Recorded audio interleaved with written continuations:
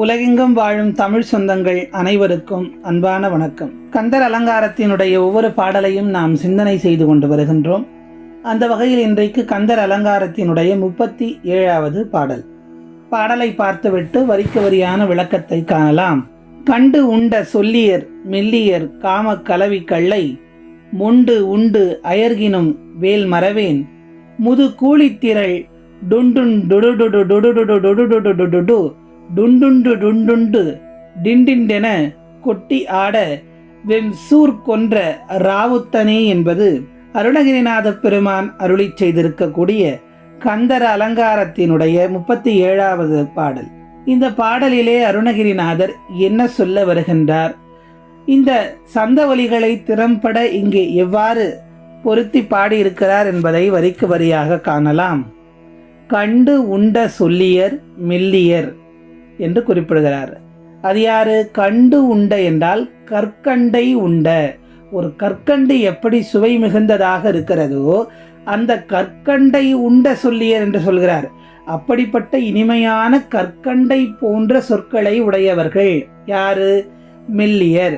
மெல்லியர்னா எப்போதுமே நம்முடைய தமிழிலே குறிப்பிடுகிற போது மெல்லியர் மென்மையான அந்த உடலமைப்பை கொண்டவர், மனத்தை கொண்டவர் என்று குறிப்பிடுவது பெண்களைத்தான்.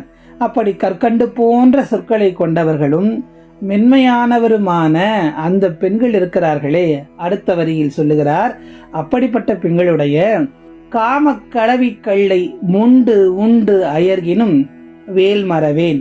அப்படி கற்கண்டை போன்ற சொற்களை கொண்ட பெண்கள், மென்மையான பெண்களுடைய காம களவி கள்ளை என்று சொல்கிறார்.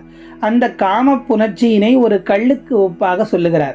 எப்படி ஒரு மதுவை அறிந்துவிட்டால் அந்த மதுவினுடைய மயக்கத்திலே நாம் எது நல்லது எது கெட்டது எது என்று தெரியாமல் விழுந்து கிடக்கிறோமோ, அயர்ந்து கிடக்கிறோமோ, அறிவில் தெளிவில்லாமல் கிடக்கிறோமோ, அதுபோன்று அந்த காம கலவிக்கல்லை காம புணர்ச்சியிலே நான் மூழ்கி அந்த கல்லை மொண்டு உண்டு குடித்து அயர்ந்தே விட்டேன். அப்படி அயர்ந்த போதிலும், அறிவு இல்லாமல் மயங்கி கிடக்கின்ற போதிலும் என்ன மட்டும் செய்ய மாட்டேன், எதை மறந்தாலும் முருகப்பெருமானுடைய வேலை மறவேன். இந்த உலகத்திலே 3 ஆசைகள் சொல்வார்கள். பொன்னாசை, மண்ணாசை, பெண்ணாசை. இந்த மண்ணாசை பொன்னாசையை விட மிக மோசமானது பெண்ணாசைதான். பெண்ணாசை இல்லாத ஆண்கள் இந்த உலகத்தில் இல்லை என்று விரல் விட்டு எண்ணிவிடக்கூடிய அளவுக்குத்தான் இந்த உலகம் இயங்கிக் கொண்டிருக்கிறது. அப்படி அருணகிரிநாதருடைய வாழ்க்கை வரலாற்றை நாம் ஏற்கனவே பார்த்திருக்கிறோம்.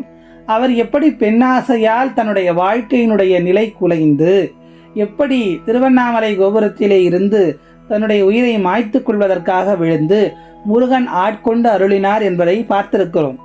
அப்படி நான் பெண்ணாசையினால் மயங்கி அறிவு மயங்கி கிடந்தாலும் முருகப்பெருமானுடைய வேலை மறவேன். ஏன்? அது ஞானத்தின் அடையாளம் அல்லவா? அந்த வேலை நான் மறக்க மாட்டேன் என்று சொல்லுகிறார் அருணகிரிநாதர்.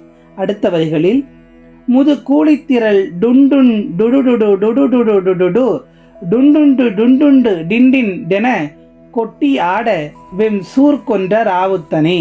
முது கூலித்திரள் என்று சொல்லுகிறார். கூலித்திரள் என்றால் பேய் கூட்டங்கள். முது கூலித்திரள் என்றால் வயதான பேய் கூட்டங்கள். இந்த முதிர்ந்த பேய் கூட்டங்கள் இருக்கிறதே, அந்த பேய்களுக்கெல்லாம் எது உணவு? இறந்து போன அந்த அசுரர்களுடைய இரத்தம் தானே உணவு. அப்படி அந்த சூரனை கொன்றவுடன் அந்த முதுகூலித்திரளாக இருக்கக்கூடிய அந்த பேய்கள் எல்லாம் ஆடுகின்றனவாம். என்னவென்று பறையை கொட்டி கொண்டு, அந்த ஓசையே இங்கே அருணகிரிநாதர் குறிப்பிடுகிறார். பறை கொட்டி கொண்டு டுண்டுண்டு டுண்டுண்டு டிண்டிண்டென என்று சொல்லுகிறார். அப்படி அந்த பறையினுடைய ஓசைகள் அவ்வாறு வருகிறது என்பதை இங்கே குறிப்பிட்டு காட்டுகிறார். அந்த ஓசையை எழுப்பிக் கொண்டு அவை ஆனந்த கூத்தாடி கழிக்கின்றன. எதற்காக? நாம் சாப்பிடுவதற்கு, அந்த இரத்தத்தை குடிப்பதற்கு நமக்கு ஒரு உடல் கிடைத்து விட்டது. முருகன் அந்த அசுரனை அழித்து நமக்கு உணவு கொடுத்து விட்டான் என்பதற்காக அந்த முதுகூலித்திரளான பேய்கள் எல்லாம் ஆடிக்கொண்டிருக்கிறது என்று இங்கே குறிப்பிடுகிறார். அப்படி அந்த சூரனை கொண்ட ராவுத்தனே என்று அருணகிரிநாதர் இங்கே பதிவு செய்து காட்டுகிறார். ராவுத்தனா என்று நமக்கு இப்போது ஒரு சந்தேகம் வரும். ராவுத்தன் என்ற வார்த்தை இஸ்லாமிய சமூகத்திலே பயன்படுத்தக்கூடிய ஒரு வார்த்தையாகிட்டு ராவுத்தர் பிரியாணி என்றெல்லாம் நாம்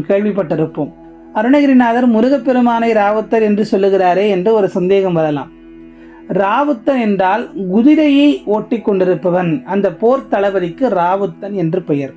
அருணகிரிநாதருக்கு எப்படி இருக்கிறது முருகரை பார்த்தால் என்றால், மயில் மீதுதான் முருகன் வருகிறான். அந்த மயில் மீது எப்படி வருகிறான்? ஒரு குதிரையை செலுத்தி கொண்டு வரக்கூடிய அந்த போர் வீரனை போன்று மயில் மீது முருகப்பெருமான் வருகிறான்.